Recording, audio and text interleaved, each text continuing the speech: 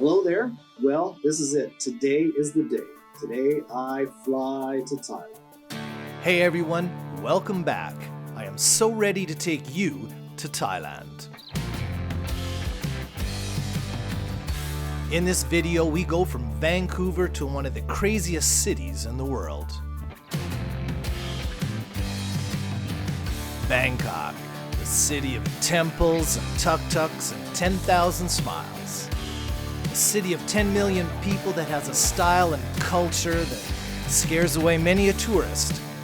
But the brave few who venture into this city's inner core will find 10,000 reasons to love this city.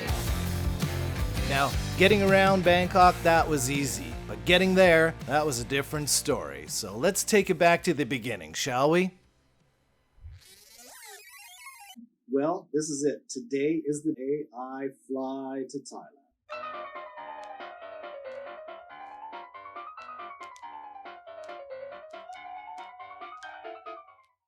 Well, it's time. I'm all packed up. Let the adventure begin. There's nothing left to do but go. For weeks, friends have been asking me if I was getting excited about returning to Thailand, and I always answered, not yet. The whole planning process of this trip was filled with so much uncertainty it was mind-boggling. It was just hours before takeoff, and I wasn't even sure I was going to get on the plane.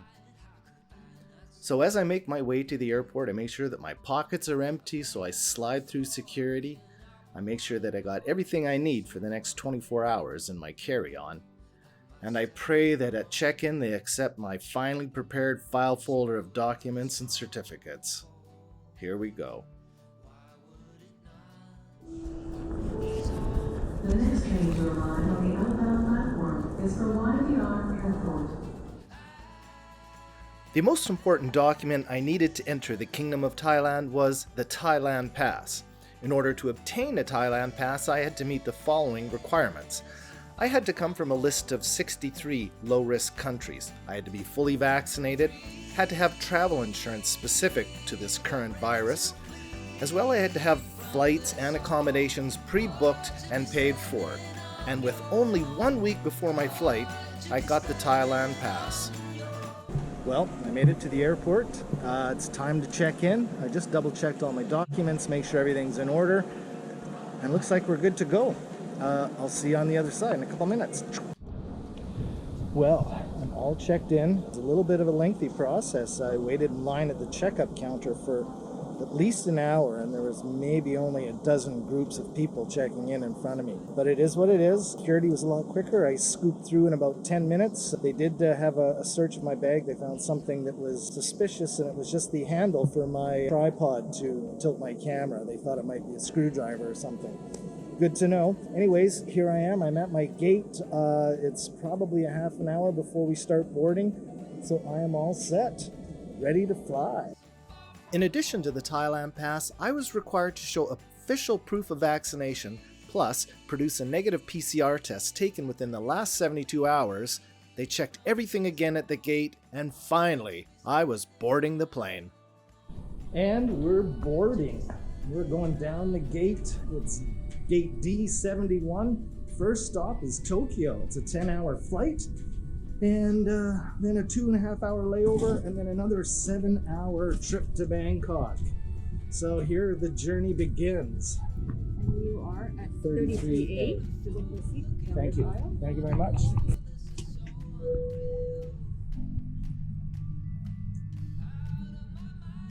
(32, 33A). There is my spot. Awesome. And it has begun. I am on the plane. Just as I boarded the plane, the rain started to come down in Vancouver, and I was so relieved to be on my way to somewhere warm.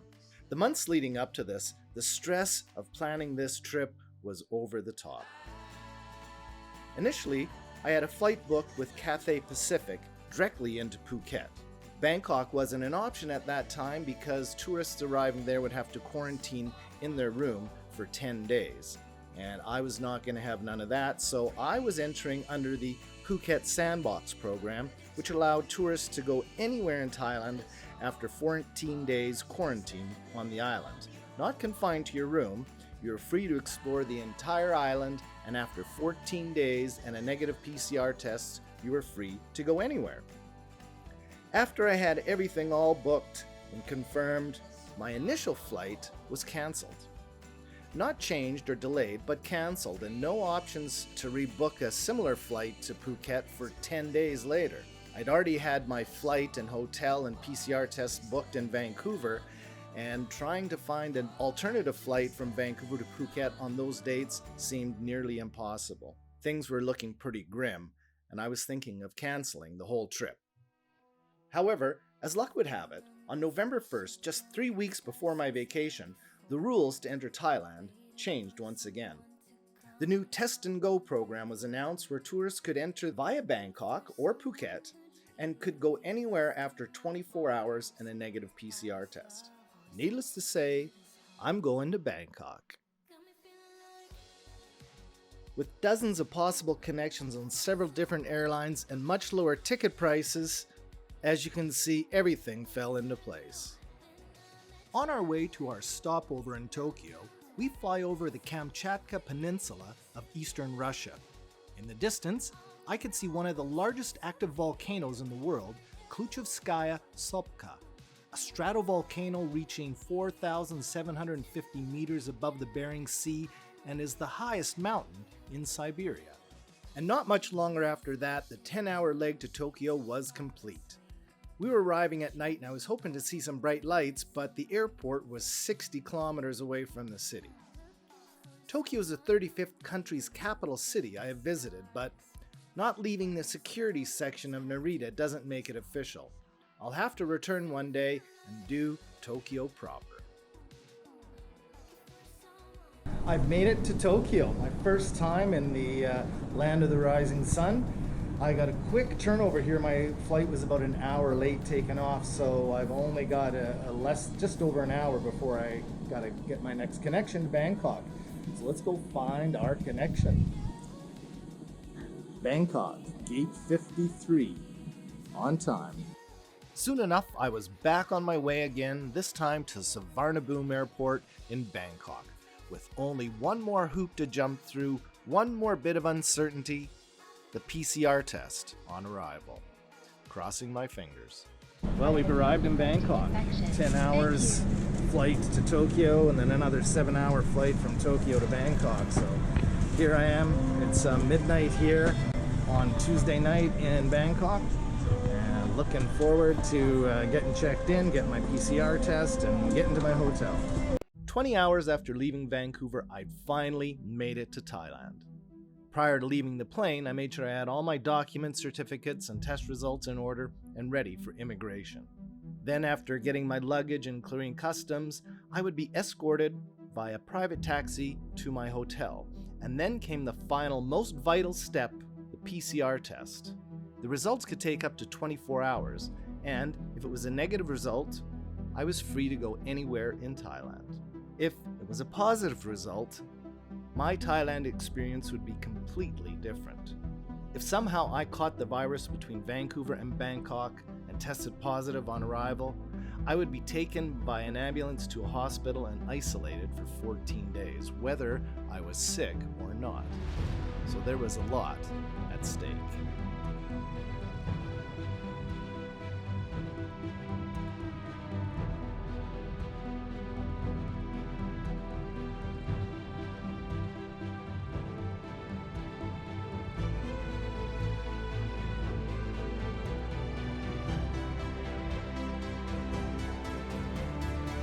Made it through immigration. It was quick and easy. It was only a quick show them my papers, get a couple stamps, and we were through.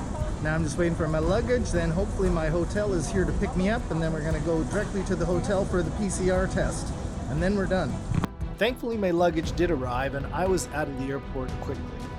On my way to the hotel, we went to a drive-through PCR testing clinic where I received my nose poke and was told I would have my results by morning.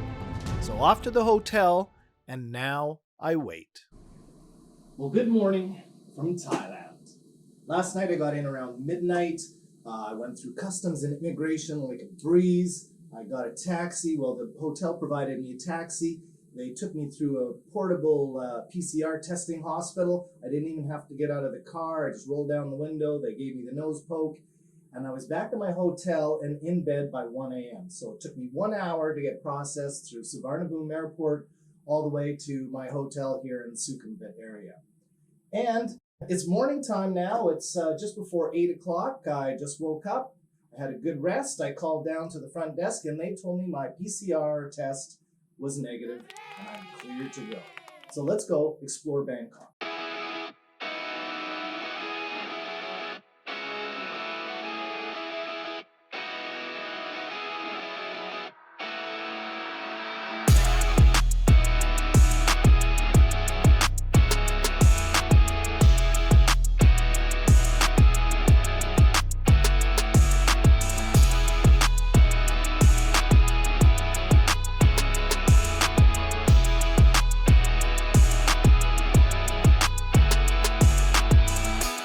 My first order of business of the morning was to find myself some breakfast, and there's nothing I love more than hot and spicy Thai noodle soup.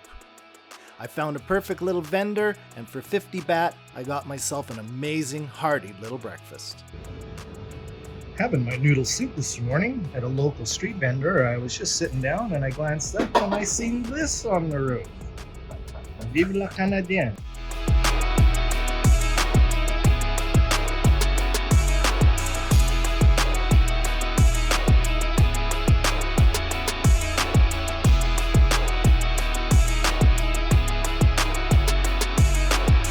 After breakfast, I went to meet the host of Thailand's #1 daily news YouTube channel, The Thaiger. Thanks to this crew, I was always in the know about traveling to Thailand. Welcome to Good Morning Thailand. This is Natty. Hi. And I'm Jay. I stopped in with some gifts from Canada and had a nice chat with the host, Jay. After a quick ride on the subway, I'm going to revisit one of my favorite places in Bangkok. When I was here 9 years ago, this backpacker mecca was jam-packed with people. But these days, things were a little bit different. I'm talking about Khaosan Road. So we're going for a walk down the infamous Khaosan Road. It's much more quiet than it used to be, but hey, we had to check her out. As you can see, there are very few businesses open, very few street vendors, and very few people. Here's a look back 9 years ago. Well, here we are at the infamous Khaosan Road in downtown Bangkok. I'll just take you through a little tour. 9 years ago was my very first trip overseas, and this was one of my very first experiences in Southeast Asia. Like any backpacker, I had to explore this infamous 397-meter road where people meet, plans are made, and journeys begin. Where the drinks are strong and the beers are cheap. This is far from traditional Thai culture, but this is Bangkok. Well, I've stopped for some lunch here on Khaosan Road, and it's extremely quiet. This place used to have 1,000 people on it all the time, and on an evening, it would get up to 3,000 or 4,000 people. It's a really busy place, and fortunately, with this situation, got to wait a little bit longer before things open up. But I heard that in the evenings, this place does get hopping, and some of the restaurants that serve alcohol also open up as well. After lunch, I thought I'd support one of the few businesses that were open, and I treated myself to a 1-hour Thai massage for 250 baht, which is equivalent to about $750 US. After that, fatigue was kicking in, and it was late in the afternoon, so I decided to take the train back to my hotel to catch up on some much-needed sleep. สถานีสีลม สีลม โปรดใช้ความระมัดระวังขณะก้าวออกจากรถ สีลม Station. Please mind the gap between train and platform.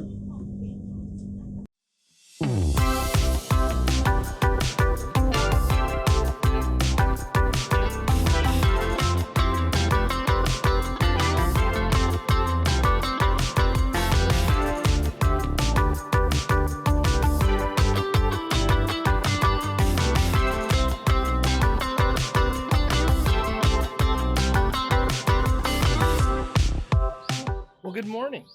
It's day 2 in Bangkok, and I'm just out for early morning stroll.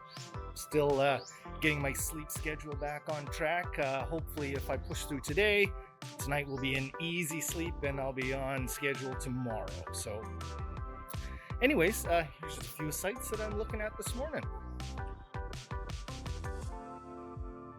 Today, I decided to explore one of the oldest communities in Bangkok in search of some breakfast: Chinatown.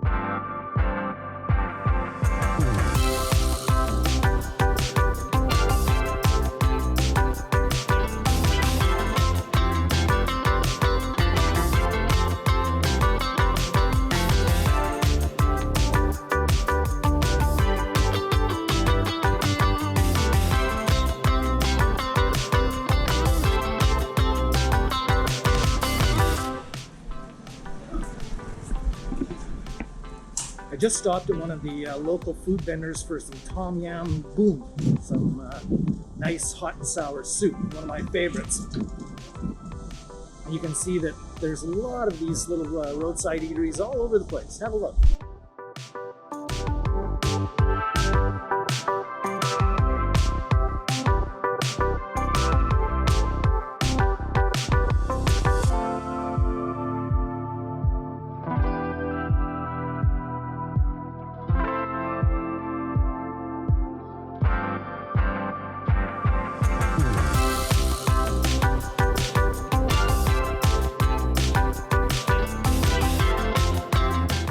The morning markets in Chinatown are a maze of tiny crisscrossing walkways and alleyways, with a wide variety of goods and exotic foods and street vendors that seem to go on forever.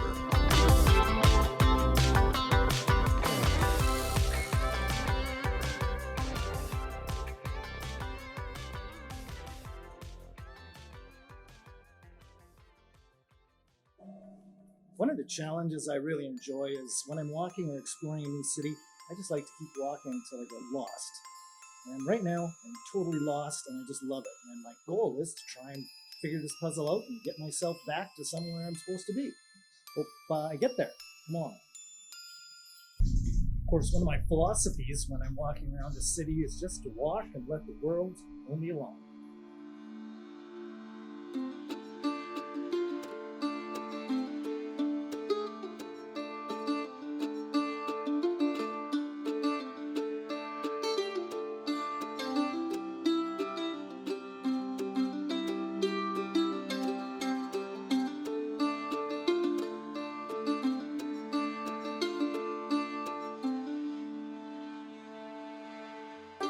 I was successful finding my way out of Chinatown and walked past the Temple of the Golden Buddha.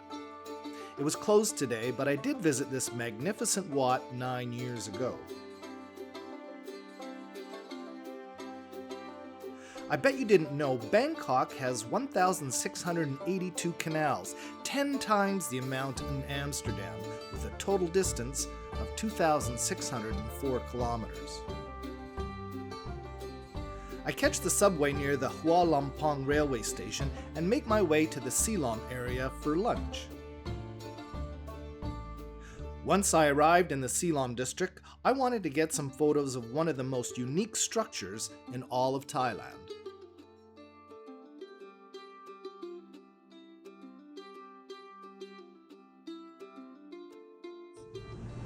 Behind me is one of the most unique architectural buildings in all of Bangkok. I'm not sure of the name right now, but I'll put it down below here.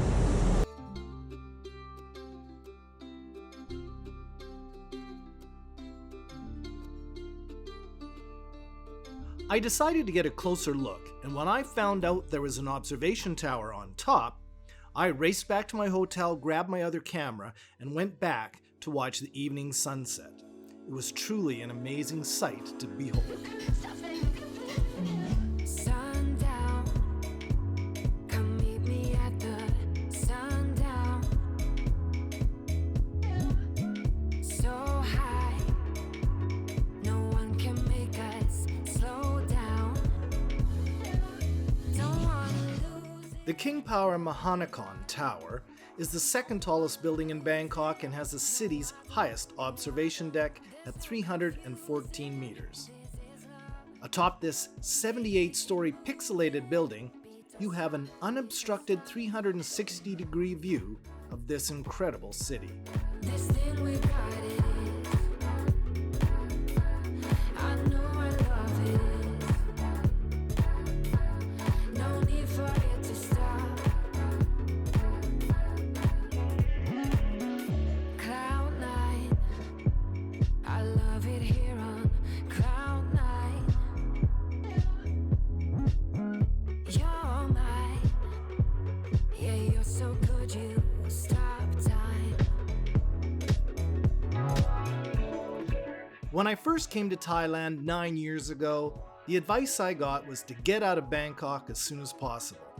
And that's what I did.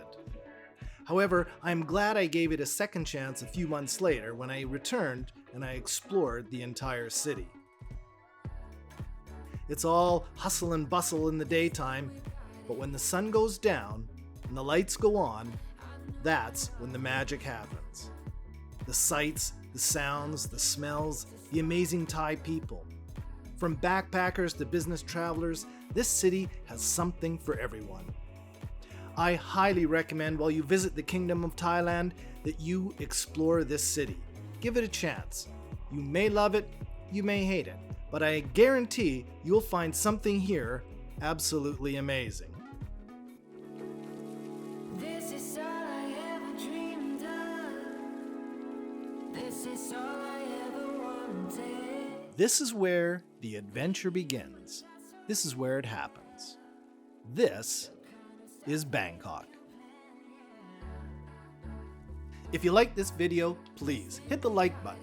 And if you'd like to see more videos like this, please subscribe to my channel and hit the notification bell so you won't miss my next video as I head south to Phuket. Here's a sneak preview.